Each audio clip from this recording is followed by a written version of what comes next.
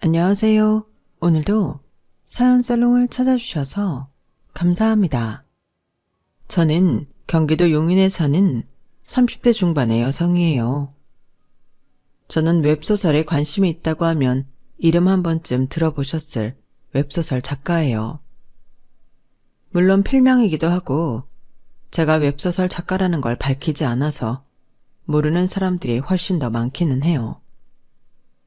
제가 대학을 다니다가 중퇴를 했거든요.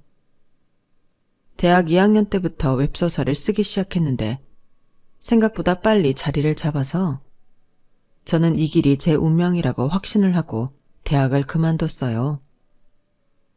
부모님한테는 나중에라도 다시 학교에 돌아가겠다고 약속을 했고요. 엄마, 아빠, 나 지금은 좀 더 글 쓰는 일에 집중하고 싶어. 학교에서도 강의 머리에 하나도 안 들어와. 온통 글 생각뿐이야. 그러다 보니 학점도 잘 안 나오고 애들하고 어울리는 것도 귀찮아서 집에 빨리 오다 보니까 과모임과도 서먹해지더라. 이럴 바에는 지금 차라리 바짝 글을 써보고 나중에 다시 공부할 마음이 생겼을 때 학교에 복학하고 싶어. 나 이거 진짜 잘할 자신 있어. 예, 아무리 그래도 웹소설이라는 게 직업으로 할 수 있는 일이야?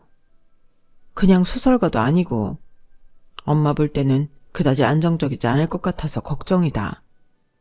학교에 다시 마음을 붙이는 게 어때? 엄마 말에 아빠도 찬성이다. 그 웹소설이라는 거 책으로 정식으로 나오는 것도 아닌데 직업으로 하기에는 좀 그렇잖아. 저는 그래서 부모님께 그동안 제 통장에 들어온 수입 내역을 보여드렸어요. 돈 쓸 데도 없어서 그대로 모아놓다 보니 저금 액수도 꽤 됐고요. 그걸 보신 엄마 아빠는 놀라서 말을 못하시더라고요. 내 소설이 잘 돼서 출판사에서 책 내자고 연락 왔어. 그러니까 나 지금은 이거 하고 싶어.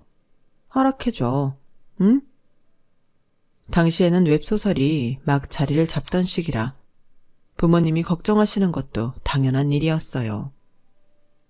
제 생각이 워낙 확고하고 또 생각보다 제 벌이가 괜찮은 데다가 책까지 낸다고 하니 부모님도 마음을 바꾸시고 그럼 한번 해보라고 하셨어요.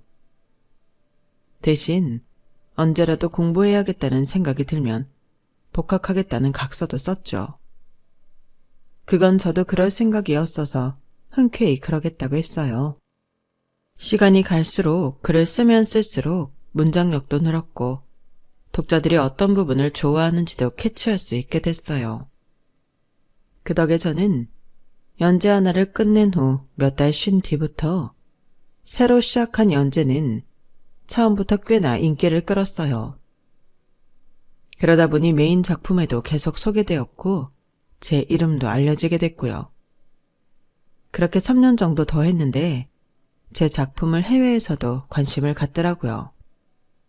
그래서 해외 사이트나 출판사와 계약을 맺고 계약금도 받았죠. 저는 원래 언어에 관심이 많아서 제 작품 나간 나라들 언어를 따로 공부하기 시작했어요. 영어는 어느 나라에서든 통할 테니 회화 공부를 다시 시작했고요.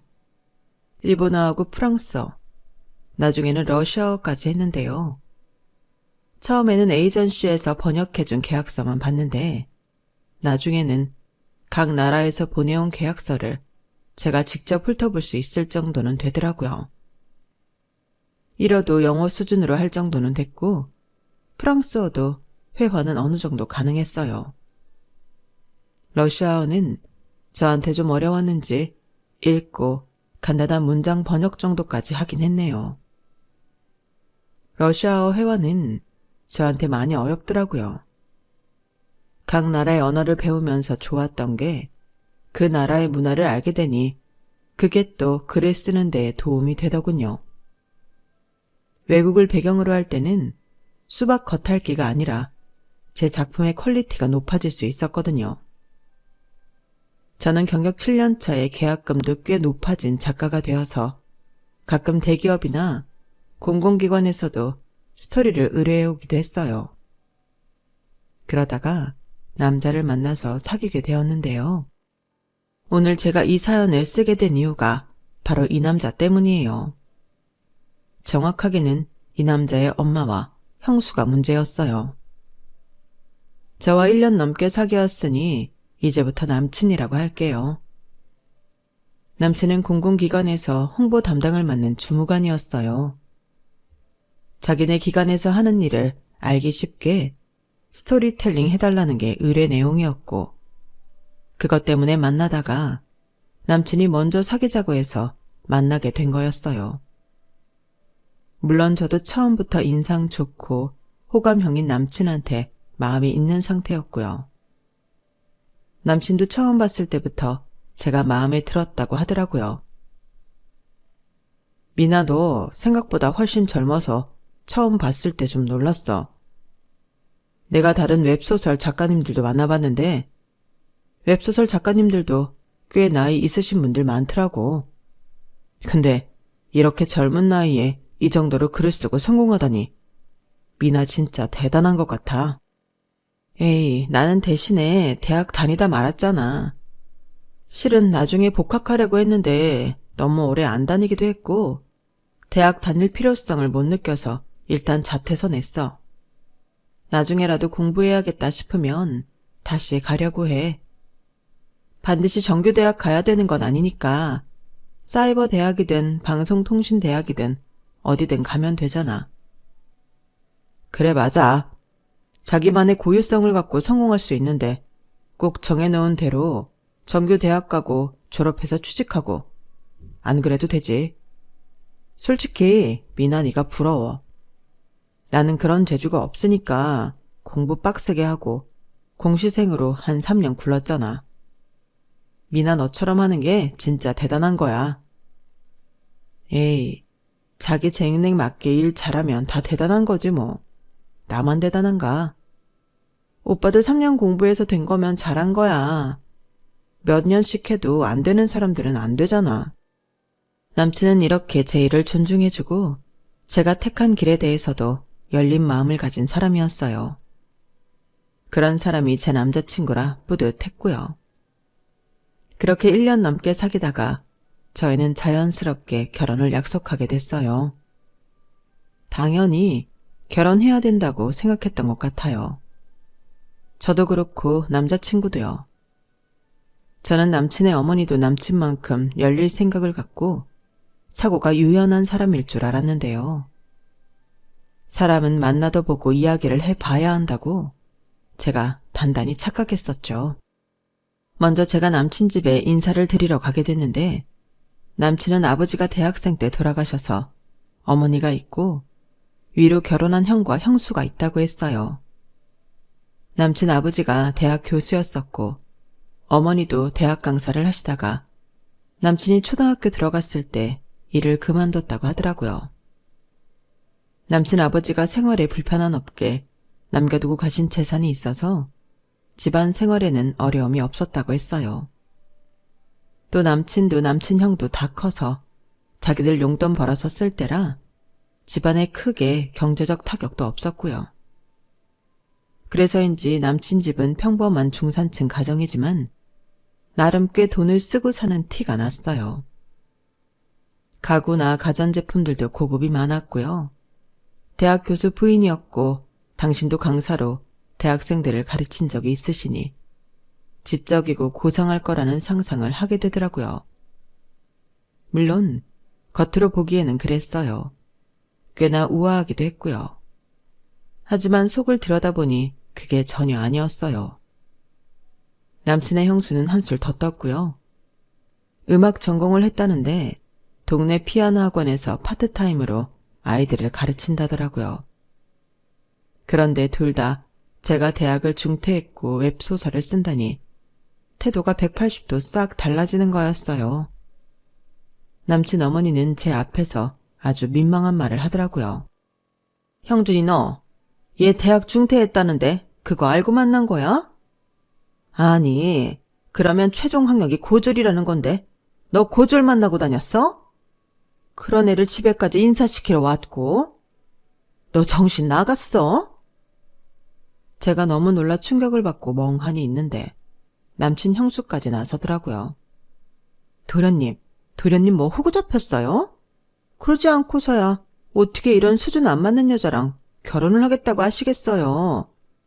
혹시 곤란한 일 있으시면 말씀하세요, 도련님. 그러자 남친의 형이 당황해서 자기 아내한테 뭐라고 하더라고요. 당신 손님 앞에서 그게 무슨 소리야? 게다가 우리 형준이 여자친구. 이제 같은 가족이 될 텐데 할 말 못할 말이 있는 거지. 남친 형의 말에 남친 어머니는 오히려 뭐라고 하더군요. 형석이 넌 가만히 있어. 네 댁이 틀린 말 한 거 아니잖아. 그래, 말 나온 김에 한번 드러나 보자. 우리 형준이 어떻게 만났어? 뭐 지금 형준이 일하는데 홍보 때문에 만났다고 했는데 아무래도 그게 다는 아닌 것 같아서 말이야. 그게 다가 아니라뇨. 무슨 말씀 하시는 건지 모르겠네요. 제가 겨우 정신을 차리고 한마디를 했어요. 솔직히 그렇잖아. 정부 부처라는 데에서 아무한테나 그런 의뢰하는 게 아닌데 고졸한테 중요한 일을 맡기겠어? 너 어떻게 뒤에서 손 쓴 거 아니냐? 그래서 공무원 하나 잡아서 잘 먹고 잘 살아볼 생각한 거 아니냐고. 어머니, 제 생각에도 아무래도 그런 것 같아요. 이상해요. 남친은 기가 막혀하며 저 대신 나섰어요. 두 분 좀 그만해요. 그런 거 아니야. 그리고 뭐? 뒤에서 손을 써? 지금 우리나라 정부기관을 뭘로 보고 그런 말을 해. 진짜 큰일 날 소리들 하네. 그만큼 미나가 유명하니까 우리가 어렵게 컨택한 거였어. 그리고 미나가 내가 담당일지 어떻게 알고 왔겠어? 정말 이상한 상상들 좀 하지 마. 됐고. 나는 고졸 며느리 어떻게 받아들여야 할지 모르겠다. 어디 가서 누구한테 무슨 말을 하겠니? 거기에 남친 형수가 또 거들었어요. 솔직히 요새 개나 소나 다 쓴다는 게 웹소설 아닌가요? 이게 돈 좀 번다고 하니까 아무나 다 달려들던데 돈 버는 사람은 그렇게 많지 않대요. 이봐요. 솔직히 말해봐요. 우리 도련님 물어서 편하게 먹고 살려고 꼬셨죠? 그리고 글이라는 거 나도 써봐서 아는데 그게 보통 힘든 줄 알아? 이렇게 대학 중퇴하고 그러는 사람이 할 수 있는 일이 아니라니까? 어떻게 학교를 다니다가 그만둘 생각을 하지? 뭐 사고 쳤지? 아니면 학사 권고 계속 먹어서 지적된 거 아니야? 어머 맞다 얘. 그랬나 보다. 아니면 요즘 세상에 미쳤다고 멀쩡하게 다니던 대학을 그만둔다니? 네 말이 맞다? 이러면서 자기들끼리 북치고 장구치고 하는데 남친이 그런 거 아니라고 화를 버럭 내고 남친 형도 자기 일 잘하고 있는 사람한테 그게 뭐 중요하냐며 한마디 하자. 그제야 조금은 수그러들었어요. 하지만 그 다음부터 두 사람이 보여준 행동이 가관이었어요. 어쨌든 남친 집에까지 왔으니 예의는 지키고 제 할 도리는 해야겠다 싶어서 밥도 같이 차리고 식사를 하게 됐어요. 그 후에 잠깐 남친하고 남친 형이 마트에 가서 과일을 사오겠다고 한 후에 정말 우스운 일이 벌어졌어요. 갑자기 남친 어머니랑 형수가 자기들끼리 영어로 대화하더라고요. 이게 무슨 황당한 경우인지 너무 어이가 없어서 두 사람이 뭐라고 하는지 못 알아듣는 척 지켜봤죠. 뭐 남친 형수가 미국에서 바이올린으로 2년 유학했다더니 그때 영어를 익혀둔 걸 써먹는 것 같더라고요. 남친 어머니는 원래 영어를 좀 했던 모양이고요. 어머니, 진짜 웃기지 않아요? 저 여자 너무 뻔뻔한 것 같아요. 여기가 어디라고 감히 결혼을 하겠다고 하요? 누가 아니라니? 형준이 걔는 어쩌다 눈에 콩깍지가 씌어서 저런 걸 데려왔나 몰라. 지가 뭐가 부족하다고 저런 모자란 대학 중퇴에 웹소설? 그런 희한한 걸 하는 애랑 결혼을 하겠다는 건지. 이거 100% 저 여자가 꼬신 거예요. 도련님 원래 순수하고 착하잖아요. 아이 모르겠다. 제가 나 망신 주려고 작정했어. 대학 중퇴한 며느리 맞는다고 누구한테 청첩장을 줄 수 있겠냐고. 내가 정말 저런 수준 안 맞는 애를 집에 들여야겠어? 어머니, 그럴 게 아니라 우리 머리를 써야 해요. 그래, 우리 둘이 생각을 좀 해보자꾸나. 저는 눈앞에서 무슨 블랙 코미디가 펼쳐지는 것 같아 한심했지만 저를 어떻게 생각하는지 너무 뻔히 보이고 이렇게 대놓고 사람을 무시하는 행태에 결혼 생각이 싹 가시더군요. 어쩌면 그걸 바라고 그런 행동을 했는지도 모르겠어요. 제가 아무 말 안 하고 가만히 듣기만 하자 정말 영어 한마디 못하는 줄 알고 계속 짓거리더군요. 얘, 쟤 봐라. 우리가 영어로 말하니까 한마디도 못하잖아. 저런 애랑 우리가 어떻게 얼굴을 맞대고 살아? 제 말이요, 어머니. 이건 진짜 너무한 것 같아요. 라는데 저는 웃음이 터져 나올 뻔한 걸 겨우 참았어요. 두 사람이 한다는 영어는 정말 기초적인 단어들이었고 대단한 문법이나 어려운 말을 쓰는 것도 아니었거든요. 게다가 남친 형수는 미국에서 공부까지 했다는 사람이 어찌나 쓰는 단어들이 저렴한지 유학 시절에 어떤 사람들하고 어울렸을지 안 봐도 알겠더군요. 거기서 제가 영어를 입에 올리며 확 기죽이고 싶기도 했지만 이미 그럴 마음조차 없을 만큼 저는 그 사람들을 상대하고 싶지 않았어요. 남친은 나중에 저를 배웅하며 미안하다고 몇 번이고 사과했지만 저는 결혼은 아무래도 못할 것 같다는 쪽으로 기울었죠. 그걸 어떻게 남친이 상처받지 않게 잘 말할 수 있을지 그게 고민이라면 고민이었어요. 남친하고 남친 형은 정말 좋은 사람들이었지만 제가 시댁에 가면 가장 많이 부딪힐 사람이 시어머니랑 남친 형수인데 그런 사람들하고 같이 있고 싶지도 않았고 두 사람을 감당해낼 자신도 없더라고요. 또 내가 뭐가 아쉬워서 그런 집에 시집가서 대접도 못 받고 사나. 그럴 바에야는 차라리 혼자 살면서 좋아하는 일이나 실컷 하는 게 낫다. 그런 마음이 들었어요. 그런데 정말 결혼이 하기 싫어져서 그런 일이 생긴 건지 마침 제가 택시를 타고 외출을 하다가 뒤에 차가 받는 추돌사고가 나지 않았겠어요. 저는 허리랑 목을 강하게 부딪혀서 일단 택시 기사님 연락처를 받아서 돌아왔는데요. 긴장이 풀리고 나니까 갈비뼈 있는 데가 너무 아프더라고요. 저는 물리치료 몇 번 받으면 나으려나 했는데 의외로 갈비뼈에 금이 갔다는 진단을 받게 됐어요. 그 외에도 허리 충격에 목 디스크 증상도 있어서 계속 병원에 한의원까지 다니며 치료를 받아야 했어요. 그 바람에 자연스럽게 남친이 저희 집에 오는 게 미뤄졌고요. 저는 차라리 잘 됐다고 생각하며 어떻게 남친한테 이 결혼을 안 하겠다고 해야 할지만 고민했어요. 그런데 어느 날 남친이 신이 나서 저한테 전화를 했더라고요. 미나야, 너 다쳤다니까 엄마가 너 맛있는 거 사주신대. 땡땡 백화점 식당가 예약하셨대. 거기 요즘 인기 많은 데라서 예약하기 어려운 데인데 특별히 너 잘 먹어야 한다고 형수한테 부탁해서 예약하셨다는 거야. 엄마가 너에 대해 마음이 바뀌셨나 봐. 너무 잘 됐지. 하지만 저는 남친 형수랑 남친 어머니가 갑자기 마음을 바꿀 리 없다고 생각했어요. 둘이 같이 저를 부른다니 뭔가 쎄한 게 감이 안 좋더라고요. 정말 감사하기는 한데 이번에는 오빠 혼자 가면 안 돼? 나 목 디스크까지 와서 진짜 힘들거든. 갈비뼈 금간 것도 아직 잘못 움직이면 아파서 그래.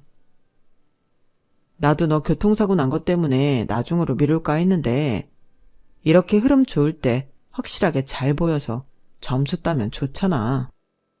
오빠는 내가 점수를 따야 된다고 생각하는 거야? 물론 네가 그래야 되는 건 없긴 하지. 그래도 엄마가 전에 안 좋아하시는 티를 내셨으니 이럴 때 마음에 들게 하면 우리 결혼하고 나서도 훨씬 편하니까 그렇지. 오빠, 안 그래도 내가 할 말이 있는데 나 지금 바로 회의 들어가야 돼. 잠깐 짬내서 전화한 거라. 나중에 들를게. 그리고 내가 너 집으로 데리러 갈게. 그러면 괜찮지? 많이 안 움직여도 되고. 그럼 그날 보자. 이렇게 전화로는 제가 하고 싶은 말도 못하고 끝이 났고, 저 역시 아직 어떻게 말을 할지 완전히 정리가 안 됐기 때문에 나중에 말하자 싶었어요. 일단은 남친 말대로 남친 어머니가 보자는 식당에 가기로 했고요. 며칠 뒤 약속 날이 되어서 남친은 저를 데리러 집 앞에 왔어요. 저는 마지막이 될지도 모르는 자리이니 끝까지 예의를 지킬 생각에 꽤나 잘 차려입고 집을 나섰죠. 그 모습에 남친은 제가 자기 엄마한테 잘 보이려는 거라고 생각했는지 엄청 좋아하더라고요. 이렇게 명품 옷으로 차려입은 저를 보면 마음이 바뀔 거라나요? 솔직히 제가 자기 엄마한테 잘 보여야 된다고 하는 남친의 사고방식에 좀 실망했어요. 물론 양쪽 부모님께 각자 잘 보이고 싶은 마음에 더 행동을 조심하는 건 당연하다고 생각해요. 하지만 저 같은 경우는 대학 중퇴했다고 완전히 무시당하고 별 말 같지도 않은 소리를 다 들었잖아요. 그러면 자기 엄마랑 형수가 저한테 사과도 하고 두 사람이 잘못했다는 걸 확실히 해줘야 되는데 오히려 저한테 잘 보이라고만 하니 저는 빈정상했던 거죠. 아무튼 남친이 차를 주차한 후에 잠깐 업무 때문에 통화를 하게 돼서 저 먼저 시간에 맞춰 식당으로 올라갔어요. 그랬더니 아니나 다를까 남친 어머니와 형수가 저를 보더니 바로 영어로 대화를 시작하는 거였어요. 정말 누가 봐도 우스꽝스러운 모습이었어요. 다른 사람들도 있는 공공장소에서 되도 않는 영어로 대화를 하는 한국 사람들이라뇨. 요즘 영어 잘하는 사람들이 얼마나 많은데 그게 창피하지도 않은지 저 하나 망신 주고 무시하겠다고 이게 뭐 하는 짓인지 기도 안 차더군요. 어머니, 제 저거 진짜 안 어울리지 않아요? 지가 명품으로 도배를 하고 나오면 대학 중퇴가 대졸되나요? 진짜 돼지 목에 진주 목걸이라는 말이 딱 적어두고 한 말이네. 참, 어머니 친구분들하고 문학 모임 하신다고 하셨죠? 거기서 순수 문학 하시는 소설가 초빙하셔서 소설 쓰기도 한다고 하시지 않으셨어요? 제가 볼 때는요, 어머니가 쟤보다 훨씬 잘 쓰실 것 같아요. 어머니는 대학에서 강사도 하셨잖아요. 너 아무리 그래도 저런 애랑 나 비교하지 마라. 나 교양인인 거고 쟤는 아무 품격도 없는 쉬운 글사람 아니냐.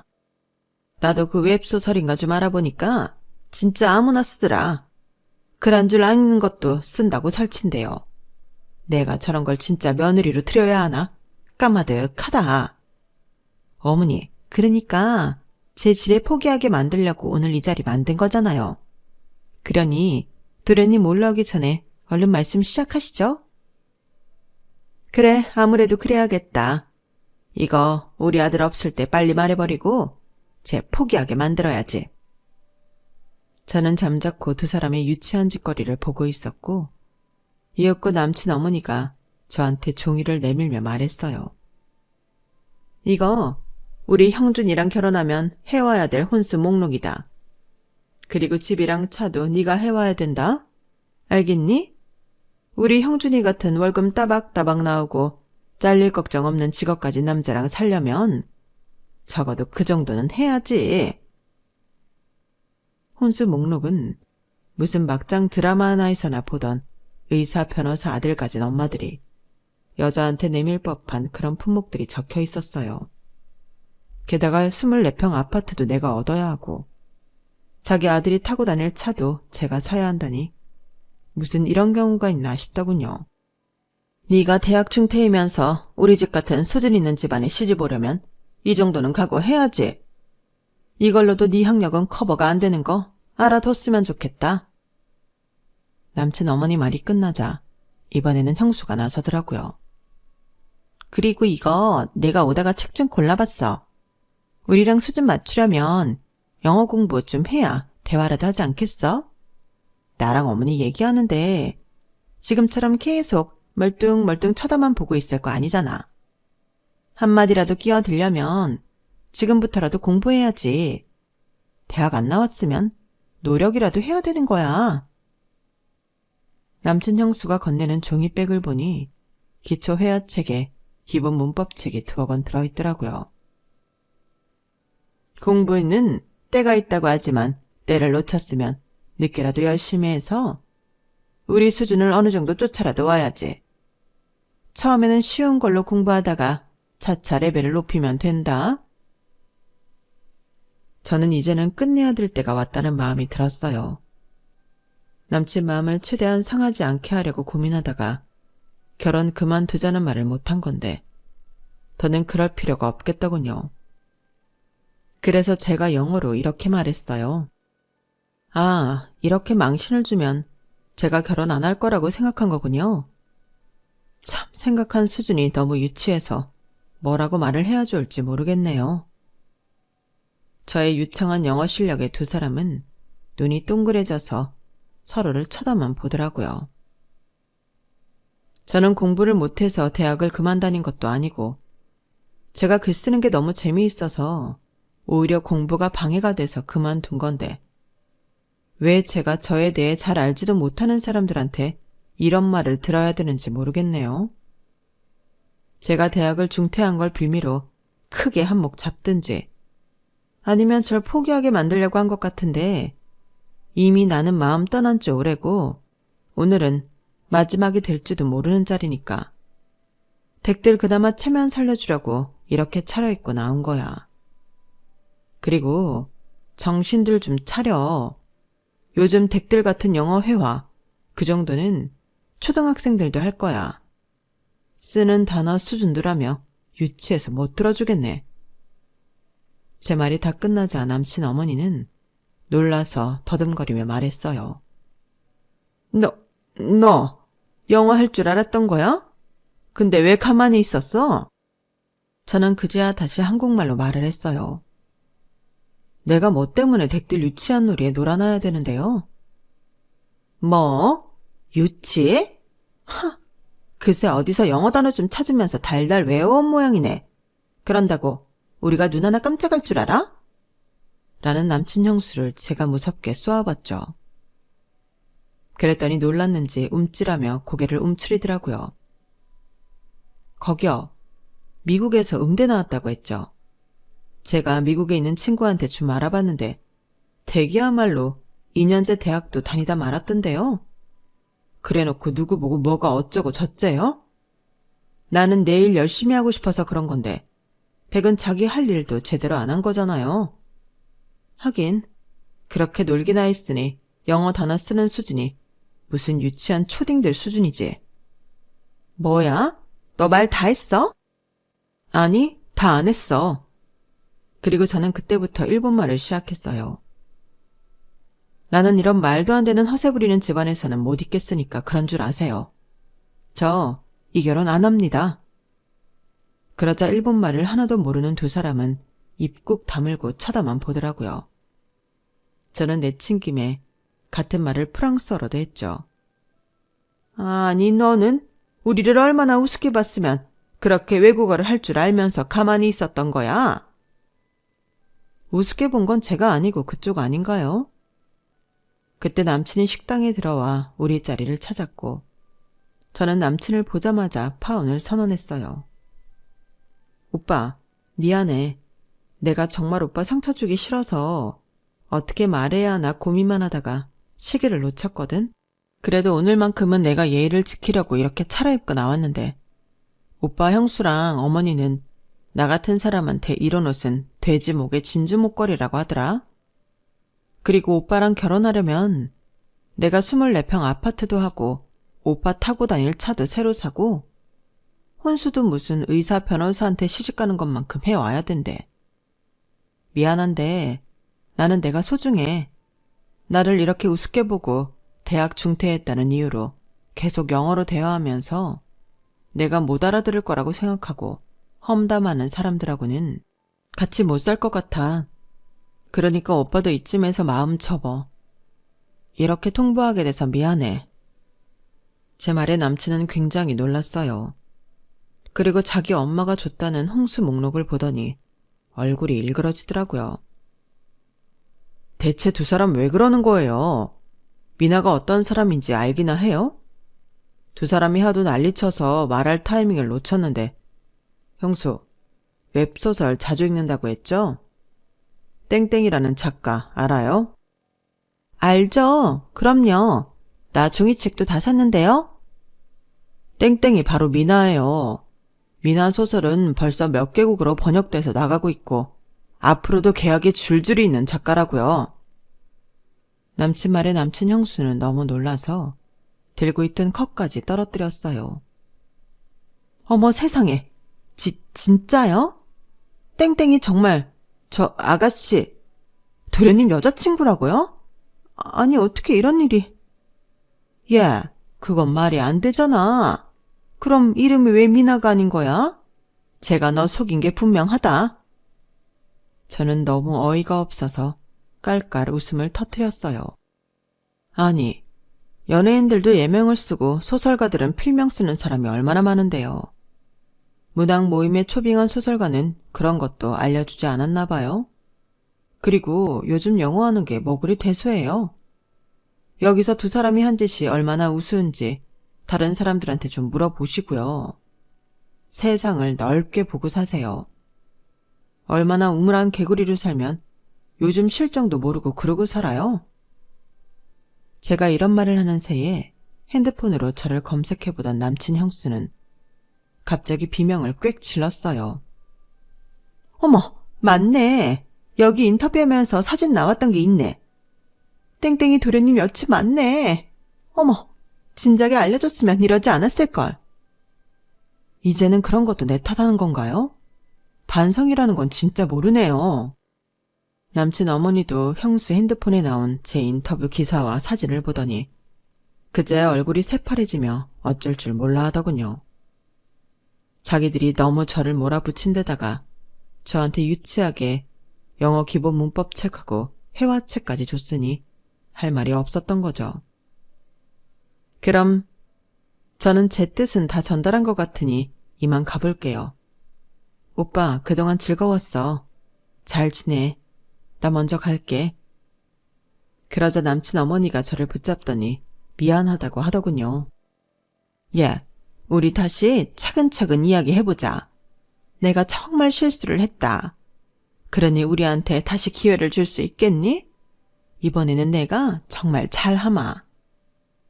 맞아요, 미나씨. 아니, 작가님. 제가 정말 큰 실수를 했어요. 우리 도련님은 정말 괜찮은 사람이잖아요. 저나 어머니 생각하지 말고 도련님만 보고 결혼하세요. 네? 싫은데요. 결국 두 분 얼굴 봐야 하고 부대끼며 살아야 되는데 저를 이렇게까지 망신 주지 못해 안달이 난 데다가 아예 결혼 포기하게 만들려고 말도 안 되는 혼수 목록까지 작성한 사람들하고 어떻게 잘 지내요? 저는 못 그래요. 제가 뭐가 모자라서 두 분을 보고 살아야 하나요? 저랑 오빠에게는 결혼의 인연은 없다고 생각하려고요. 진작에 그렇게 마음먹고 있었고요. 그러니까 두 분 마음에 드는 며느리감 잘 골라보세요. 그게 잘 될지는 저도 모르겠네요. 공무원이 아무리 안정적이라고 해도 제가 버는 거에 비하면 정말 적은 돈인데 돈만 따지면 저도 이 결혼 못하죠. 그러니까 이 결혼은 아예 없던 이야기로 할게요. 그리고 두 사람 앞으로 밖에서 영어로 대화하실 거면 발음도 좀 고치고 영어 단어도 수준 있는 거 외워서 쓰세요. 듣는 사람이 다 민망하니까요. 아시겠어요? 제 말에 두 사람은 얼굴이 새빨개져서는 고개를 푹 숙였어요. 남친은 화가 나는 걸 꾹 참으며 자기 엄마한테 이러더라고요. 엄마 때문에 내 결혼까지 깨진 거 나 두고두고 기억하고 있을게. 진짜 사람 창피하게 이게 뭐 하는 짓들이야? 도련님, 그러지 말고 저 아가씨, 아니 작가님 잡아요. 우리가 언제 저런 잘나가는 작가님 다시 보겠어요. 됐어요. 형수가 결혼해요? 내가 하지? 그러게, 왜 나서서 그렇게 잘난 척을 해서 이 사단을 만들어요? 두 사람 나 이번 일 똑똑히 기억하고 있을 테니 그렇게 알아요. 그렇게 저희 결혼 이야기는 끝이 났고 남친은 나중에 정식으로 저를 찾아와서 자기 엄마와 형수가 한 일에 대해 정중하게 사과를 했어요. 남친 형도 저한테 미안하다며 조금이라도 마음의 보상을 하고 싶다며 백화점 상품권을 보냈더라고요. 아무튼 그렇게 저와 남친은 인연을 정리하고 헤어지게 됐어요. 그럼에도 남친 어머니는 어떻게 제 번호를 알았는지 그 후에 몇 번이나 전화를 해서 자기가 어리석었다며 다시 생각해달라고 했지만 저는 전화번호를 차단하고 단칼에 잘라버렸어요. 마지막으로 자꾸 이러면 경찰에 신고하겠다고 문자를 했네요. 이 일로 남친의 형까지 엄마와 사이가 안 좋아졌다고 하더군요.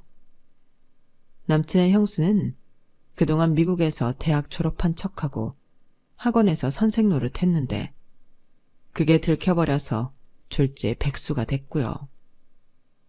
저는 지금까지 글 열심히 잘 쓰며 혼자 잘 살고 있는 중이에요. 아직 다른 인연을 만나지는 못했지만 조급하게 생각하지 않으려고요. 인연에 집착하지 말라는 말이 있더라고요. 저는 그 말대로 제일 열심히 즐겁게 하며 지내고 있어요. 제 이야기는 여기까지예요. 다음에는 혹시 또 즐거운 사연으로 찾아뵐 수 있는 기회가 있었으면 좋겠네요. 들어주셔서 감사해요. 여러분, 사연 댓글에 응원과 현명한 조언 부탁드려요. 좋아요와 구독은 저에게 큰 힘이 됩니다. 오늘도 좋은 일 가득하세요.